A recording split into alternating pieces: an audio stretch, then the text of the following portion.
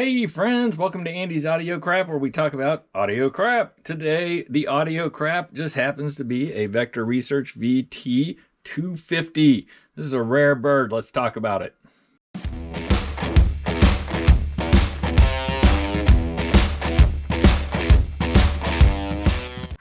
All right, a little bit of history here. Vector Research started back in the early 20th century, late 20th century. Yeah, late 20th century. I'm pretty sure, like in the 70s, 80s. Anyways, they did everything audio, like I think they even did speakers. So they definitely did amplifiers, receivers.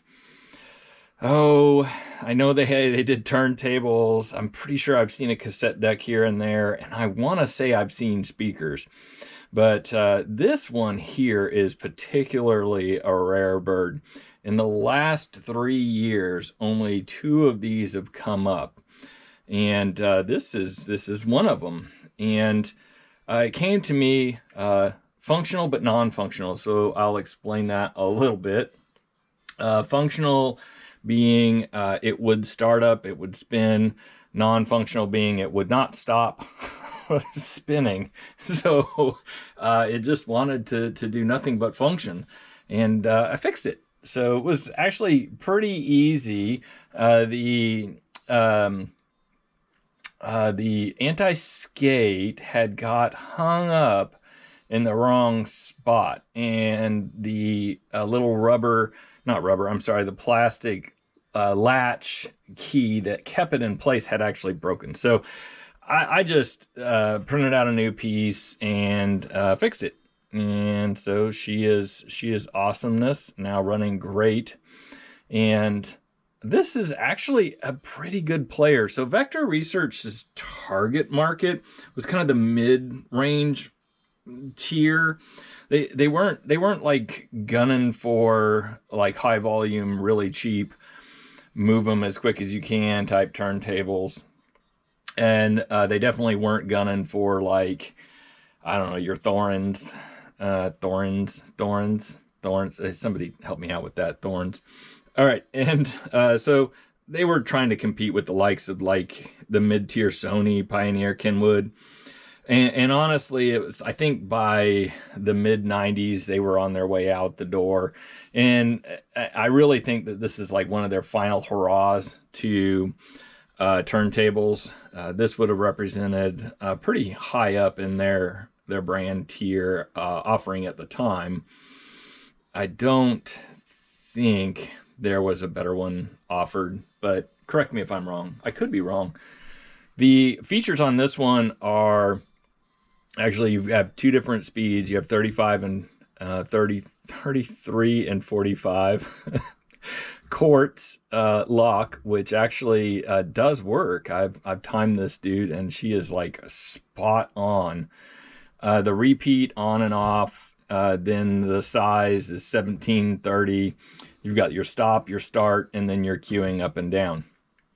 The inner workings of this is direct drive, but it is all mechanical after that. So a lot of this time era, when you have these, not a lot, but some of these from this era, from this tier of turntable, would be running a dual motor.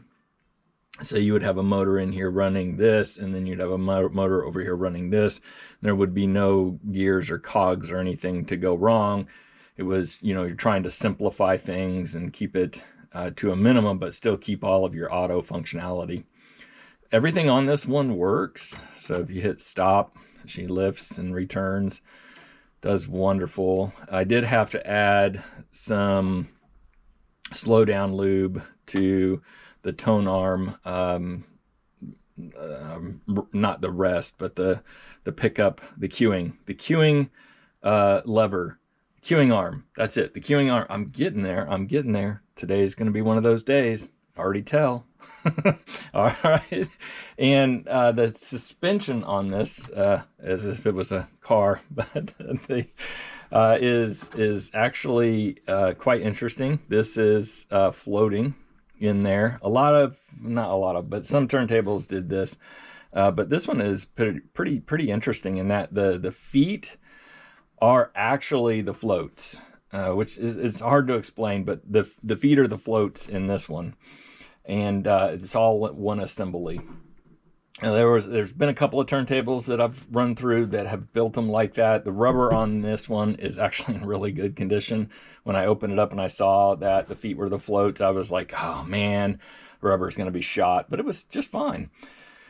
The tone arm itself and the weight and everything is really kind of dainty. I don't know how else to explain it other than, you know, you usually see like some really beefcake type weighting on the back, and this is just really pleasantly small. The actual hinges are common hinges. They didn't get really elaborate and make something that was like specialized. Like I actually think I have couple of spare hinges that would work, just kind of sitting over here hanging out from other units. So pretty common stuff there. And then the dust cover itself, this one isn't in the best condition. It's in good condition, but not the best, right? I think that would actually buff out, and all the other scratches potentially could. Depends on how much work you want to put into it. The style, the color, everything is really, really cool. It appears to me they were trying to go after the look and feel of your like Techniques B series. So you have your SL-B, like 202, 33, that type of stuff. It was really reminiscent of that style. But those did not have this type of suspension, so I think that was kind of their play on it. The actual bladder mat is really cool on this one. I don't know that I've seen this style before. I don't know if this is original to it. It's not labeled Vector Research, but I do like the way that this is seated, because there's like got lots of good space in here to isolate the record. All right, enough rambling from me. I am going to start. Actually, no, I'm not. I'm going to keep rambling for just a second. I do also really appreciate that the head shell on this one is not permanently attached. Like you could get another head shell. You could have multiple sitting around. It's very easy to change this cartridge out. The one thing that this turntable would be missing that I really have come to like on turntables is a spot, a marker down here that would allow you to, once you have put a new cartridge on, to just lower it right here and figure out where that cartridge needle needs to be instead of getting out all of your measurement tools, which I don't know, maybe those are not as accurate as I want to believe they are, but I love them. I love it when they put it there. All right, we're gonna kick this dude off. If it wants to go here, there we go. It's gonna come on down, and then what I'm gonna do is I'm gonna cue it, put it to the center, and we're gonna watch it return. Okay, the cue again, have lubed it. Let's carefully move it to the center. Hopefully not trigger it. Did I not put it far enough in? Oh man, there it goes. All right, there she goes. This is in just absolutely wonderful shape. If you are looking for like a Vector Research, something unique, this is very distinct. Like even the plate is black on the sides. It's just got a very, I don't know, if this had tinting on it, if this had like I don't know, a 20% tint on it, this would be a bad looking Mojo in my opinion. Well, let me know what you think. Is this something that you've seen before? I've again never seen one. There was only two that have recently sold over the last 3 years, 3 years being recent, I guess.